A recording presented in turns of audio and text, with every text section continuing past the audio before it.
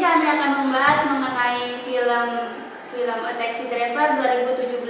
Film ini mengangkat tragedi Gwangju dan pelanggaran HAM yang terjadi di Korea Selatan tahun 1980. Oke, kita nggak cuma berdua. Di sini kita ditemani 3 mahasiswa prodi hubungan internasional. Mungkin boleh berkenalan ya?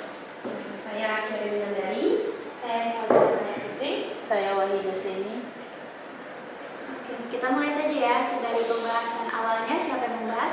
Saya duluan. Jadi film Taxi Driver ini tuh diangkat dari kisah nyata seorang supir taksi yang bernama Kim Man-seok. Jadi supir taksi ini awalnya dia tuh cuma mau menghidupin sehari-hari buat anaknya atau menafkahi anaknya lah ya, yang kita bilang. Terus karena dia mendapatkan pelanggan itu pasti berbeda-beda kan. Nah, jadi pelanggan ini tuh berasal dari Jerman. Nah, namanya pelanggan ini yaitu Hinz. Nama pelanggannya adalah Jürgen Hinspeter, yaitu dia seorang jurnalis asal Jerman dan dimana dia itu punya tujuan ke Seoul. Awalnya ke Seoul dulu kan, itu dia mau ke Gwangju menggunakan taksi. Nah, taksi ini tuh dikendarai oleh Kim Man-seok tadi. Tujuan dia adalah dia mau meliput di mana di kondisi Gwangju pada saat itu. Nah, ya benar.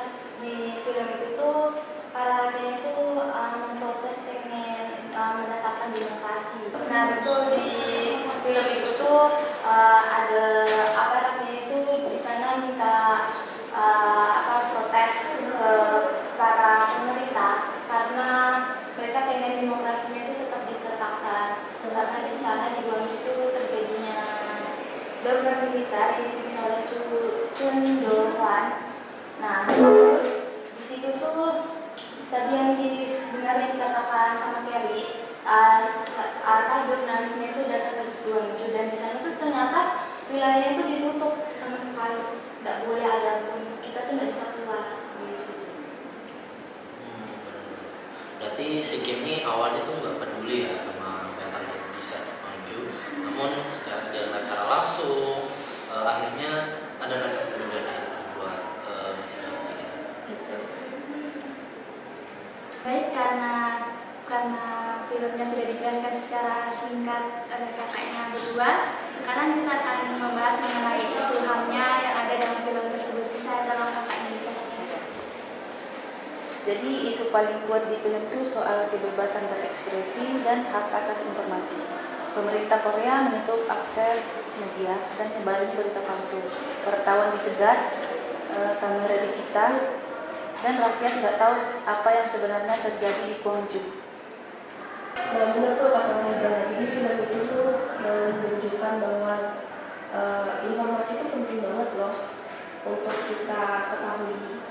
Apalagi ini tentang HAM ya.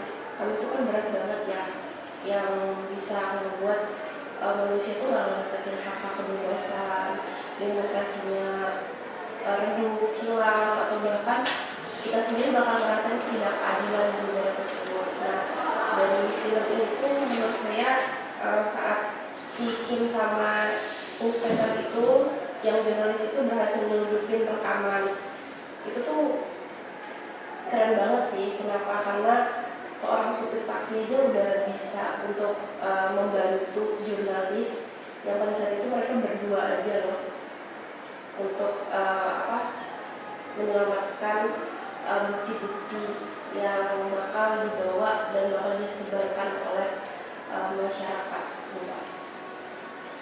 Nah, di film itu juga di daerah Gwangju itu juga warga sipilnya itu hidupnya itu dikekang gitu loh.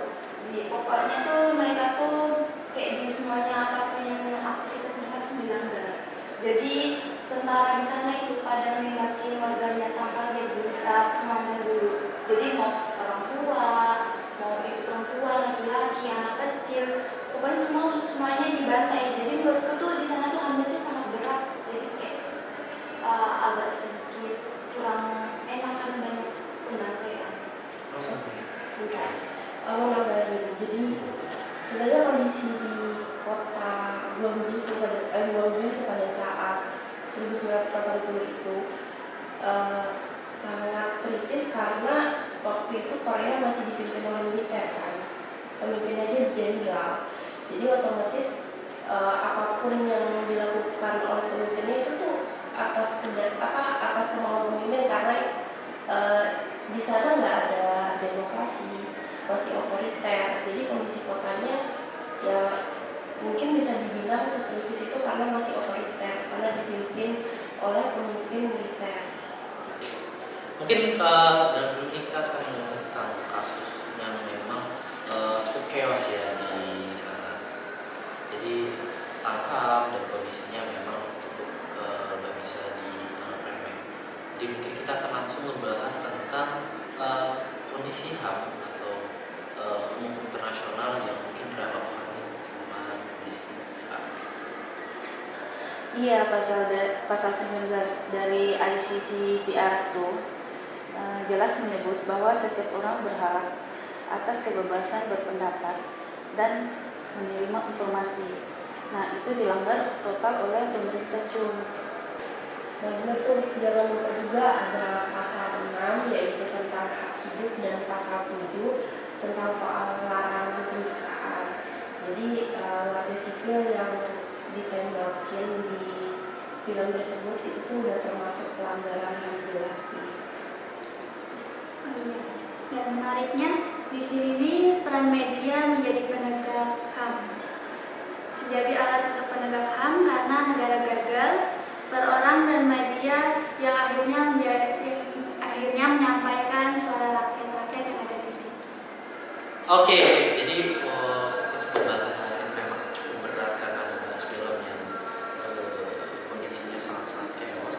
Dan mungkin untuk di sesi akhir kali ini kita bakal refleksi dulu apa sih yang kita dapat dari moral atau sosial yang mungkin bisa kita tangkap dari film ini.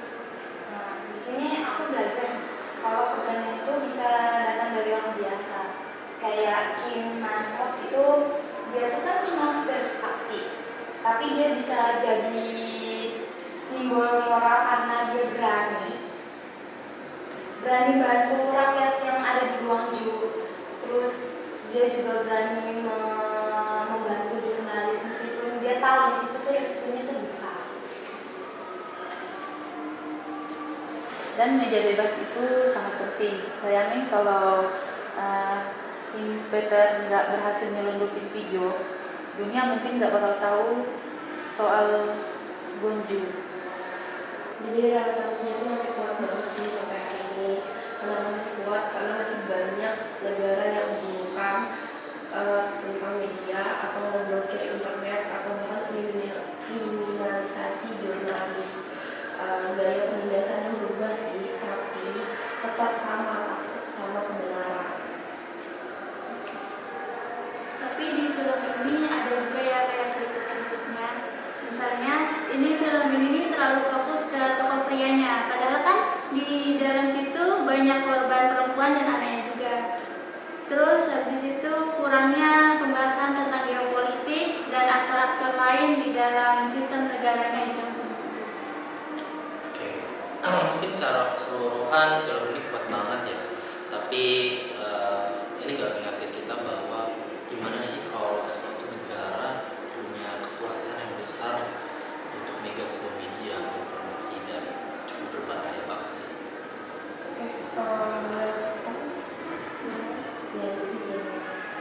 Terakhir ini penutupan. Kita pas awal tadi kan aku ada mention kalau misalkan di Gwangju atau film ini deh, itu tuh menceritakan tentang kisah nyata kan. Nah di closingan ini tuh aku mau cerita sedikit. Jadi saat aku nonton itu ada di closingan atau di penutupnya, si Kim Man-sok itu tuh diminta nomor telepon sama jurnalis asal Jerman itu yang namanya Inspektor tadinya. Jadi dia dimintain nomor sama nama asli, tapi ternyata si supir taksi yang Kim Man-sok ini tidak mau memberikan drivernya. Jadi dia kasih nama palsu untuk untuk menutup identitasnya tidak ketahuan oleh siapapun. Jadi sampai saat ini, sampai Hinspeter ini meninggal tahun 2016, meninggal karena kanker, itu dia sampai sekarang belum pernah ketemu sama supir taksi tersebut.